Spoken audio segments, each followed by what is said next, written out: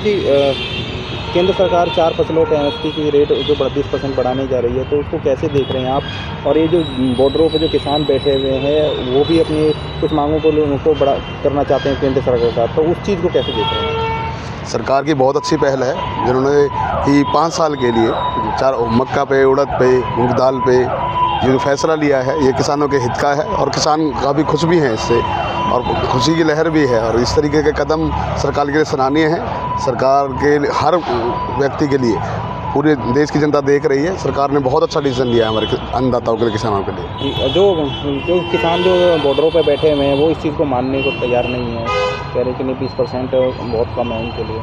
नहीं, किसान तो इस समय किसान पर तो समय ही नहीं है जी, अपनी खेती में है।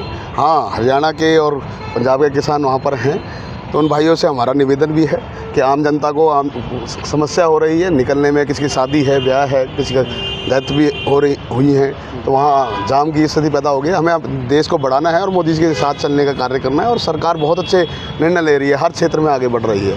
तो मैं तो उनसे यही प्रार्थना करना चाहूँगा, जो भी भाई बंधु वहाँ हैं तो सरकार के इस फैसले की सराहना करते हैं, उनका साथ दें और देश को आगे बढ़ने में, प्रगति में साथ दें। क्या नाम आपका?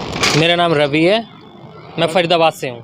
रवि जी, केंद्र सरकार ने किसानों को 4 फसलों की एमएसपी रेट पर खरीदने की बात कही है, क्या ये सही है? इससे क्या लगता है कि किसानों की बात मान लेनी चाहिए? निश्चित तौर पे सरकार ने जो 4 फसलों के लिए केंद्र सरकार ने जो ऑफर दिया है, किसानों को मान लेना चाहिए।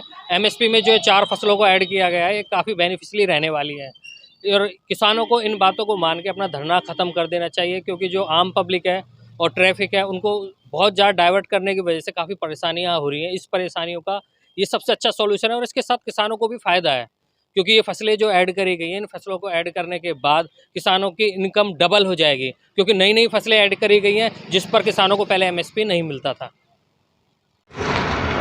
सर क्या नाम है आपका? पुनीत जी, केंद्र सरकार ने 4 फसलों पर एमएसपी पे 20% जो बढ़ाए हैं, उस चीज़ को कैसे देख रहे हैं आप? और किसान जो धरना प्रदर्शन कर रहे हैं, कितना सही उसको देखते हैं आप? देखो, पहली बात तो मैं ये मानता हूँ कि किसान लोग है ही नहीं जी। क्योंकि किसान के पास आज की डेट में इतना टाइम ही नहीं है, क्योंकि उनके तो खेती बाड़ी काम चल रहा है, गन्ना उग रहा है, सरसों है, गेहूँ है, उसमें ही लगा हुआ है। अगर ये किसान होते तो इनके पास इतना पैसा नहीं आता। ट्रैक्टरों में आप देखोगे 2-2 लाख रुपए के उन्होंने वूफर्स लगाए हुए हैं और ट्रैक्टर के पीछे उन्होंने ये आपकी मर्सिडीज गाड़ियाँ, कितनी गाड़ियाँ इन्होंने लगा रखे हैं। इतना पैसा किसान के पास कहाँ आता है?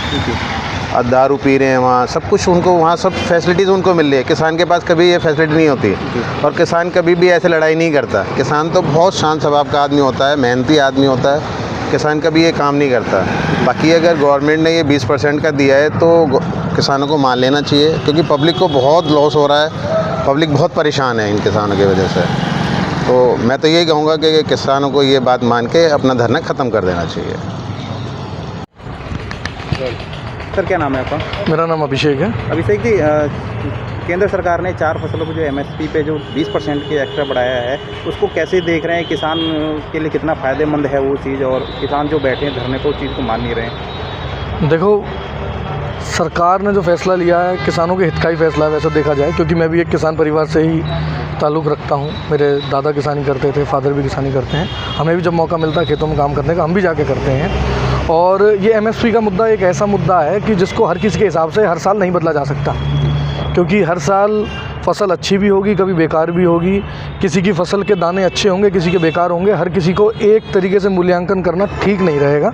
सरकार ने जो ये फ़ैसला लिया है, मैं किसान होने के नाते इसका पूर्ण समर्थन करता हूँ। और जो मेरे किसान भाई वहाँ बैठे हैं, उनसे एक ही गुजारिश है कि पॉलिटिकल इन्फ्लुएंस ना होकर आप अपने और अपने परिवार के और देश के हित में सोचें और फिर इस बात को समझें कि सरकार ने जो किया कैसा किया है। आप वही बोल रहे हैं जो आपको बोलने के लिए कहा जा रहा है, आप वही सोच रहे हैं जो आपको बताया जा रहा है, आप वही देख रहे हैं जो आपको दिखाने की कोशिश की जा रही है। किसानों के खिलाफ सरकार नहीं है, बिल्कुल नहीं है। सरकार जो कर रही है ठीक कर रही है और हमें इसका सबको साथ देना चाहिए। इस जो सरकार ने फ़ैसला लिया है, मैं सरकार के पूर्णतः साथ हूँ और किसान भाइयों से अनुरोध करता हूँ कि इस समय स्कूल कॉलेजेस में सबके एग्ज़ाम शुरू हो रहे हैं और इस तरीके से इंटरनेट बंद हो जाना कहीं ना कहीं बच्चों की पढ़ाइयों को इफ़ेक्ट कर रहा है। धरना ख़त्म करें प्लीज़, क्योंकि बच्चों की जो शिक्षा है वो कहीं ना कहीं सफ़र कर रही है। आपके बच्चों के भी कहीं ना कहीं एग्ज़ाम्स होंगे और आपके पड़ोसियों के भी होंगे, रिश्तेदारों के भी होंगे, दोस्तों के भी होंगे। अगर किसी के भी नहीं है लेकिन किसी इंसान के बच्चे के तो होंगे एग्ज़ाम, उनके लिए प्लीज़ आप ये धरना ख़त्म कर दें।